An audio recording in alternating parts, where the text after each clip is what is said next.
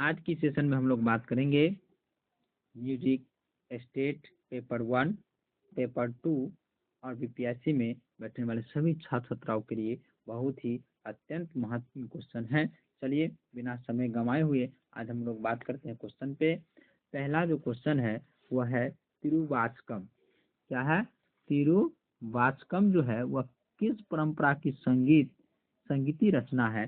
यह आपको परंपरा की बात किया गया है, यह शैव परंपरा का है। कौन सा परंपरा का है? शैव परंपरा का, जिसके अंतर्गत तेवारम, तिरुबाई मोजिम और तिरुपुलग थे। अब सेकंड नंबर क्वेश्चन है तिरुपावाई जो थे वह परंपरा किस परंपरा के संगीतज्ञ ग्रंथ थे? तो वह जो थे आपको वैष्णव वंश का था। कौन सा वंश का? वैष्णव वंश का ये तिरुवंपावर थे। अब है संगीत सार पुस्तक की रचयिता कौन थे? संगीत सार पुस्तक के रचयिता मतलब लेखक कौन थे, लिखने वाले कौन थे? वह लिखने वाले थे आचार्य विद्यारमन थे, जिन्होंने 1320 में 1320 या 80 के बीच में इसको लिखे थे। अब क्वेश्चन है कर्नाटकी संगीत के प्रचार प्रसार का श्रेय किसे जाता है? मतलब कर्नाटकी संगीत जो है, जिसे दक्षिणी संगीत के नाम से भी जाना जाता है, उसका प्रचार प्रसार का श्रेय किसने किया था? किसको दिया जाता है? यह श्रेय आचार्य विद्यारमन के शिष्यों को दिया जाता है। मतलब आचार्य विद्यारमन के जो शिष्य थे उन्होंने कर्नाटकी संगीत का क्या किया था? प्रचार प्रसार किया था। अब है पद तथा संकीर्तन के रचनाकार किसे माना जाता है? क्या है? पद तथा संकीर्तन के रचनाकार जो है किसे माना जाता है? तो वह अन्नमाचार्य। कौन है? अन्नमाचार्य, जिसे तलपाक इन्हीं को कहा जाता है। अन्नमाचार्य को क्या कहा जाता है? तलपाक के नाम से भी जाना जाता है। अब है पुरंदरदास। कौन सा दास है? पुरंदरदास के गुरु का नाम क्या था? देखो बहुत ही महत्वपूर्ण क्वेश्चन है। जो पुरंदरदास है, क्या कौन सा दास है? पुरंदरदास। पुरंदरदास के गुरु का जो नाम क्या था? उनके गुरु का जो नाम था, उनका गुरु जो थे वह आचार्य विद्यारमन थे। कौन थे उनका गुरु? कौन थे? आचार्य विद्यारमन जो थे वह पुरंदरदास का जो है क्या थे? गुरु थे। कौन थे जी? पुरंदरदास के कौन थे? वह जो थे पुरंदरदास के गुरु थे।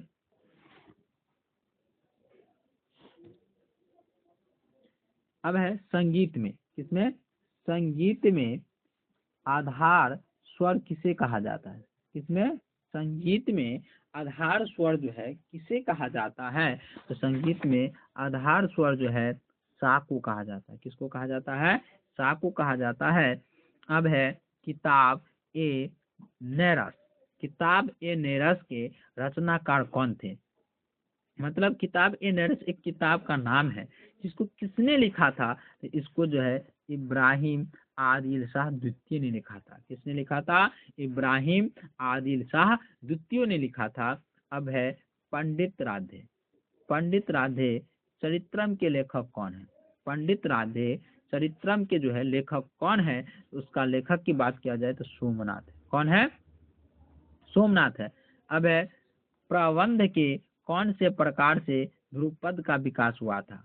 प्रबंध के कौन से प्रकार से किसका विकास हुआ था? ध्रुपद का विकास हुआ था। तो यह सालग सुर का। कौन सा हुआ था जी? सालग सुर का हुआ था। अब क्वेश्चन है प्रबंध में ढेकी। प्रबंध में ढेकी क्या है? तो प्रबंध में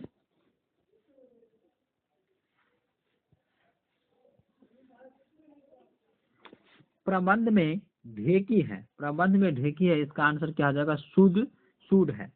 अब उस गीत प्रकार का नाम बताइए जिसमें खटकेदार तानों का प्रयोग होता है।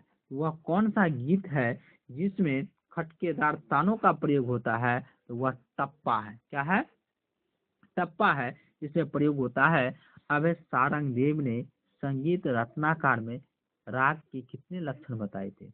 तो वह 13 लक्षण बताए थे। कितने लक्षण बताए थे? 13। सारंगदेव ने संगीत रत्नाकार में राग के कितने लक्षण बताए थे? वह 13 बताए थे। अब 10 विध राग वर्गीकरण की व्याख्या किस ग्रंथ में की गई है? 10 विध राग वर्गीकरण का व्याख्या जो किस ग्रंथ में किया गया है? तो वह जो है संगीत रत्नाकार में किया गया है। किसमें किया गया है? संगीत रत्नाकर में इस बात का व्याख्या किया गया है। अब राग विबोध क्या है जी? राग विबोध जो है के रचनाकार कौन है? राग विबोध की रचनाकार कौन है? वह सोमनाथ है। कौन है उसका रचनाकार? सोमनाथ है। अब क्वेश्चन है, भारत भाष्य की रचना किसने की है? किसके? भारत भाष्य की रचना जो है किसने किया है? नान्य देव ने किया है। किसने किया है जी? नान्य देव ने किया है। अब क्वेश्चन है, बृहदेशी में मतंग ने कुल कितने अलंकार माने हैं? बृहदेशी में मतंग ने जो है कुल कितने अलंकार माने हैं? तो वह 33 अलंकार माने। कितने माने हैं?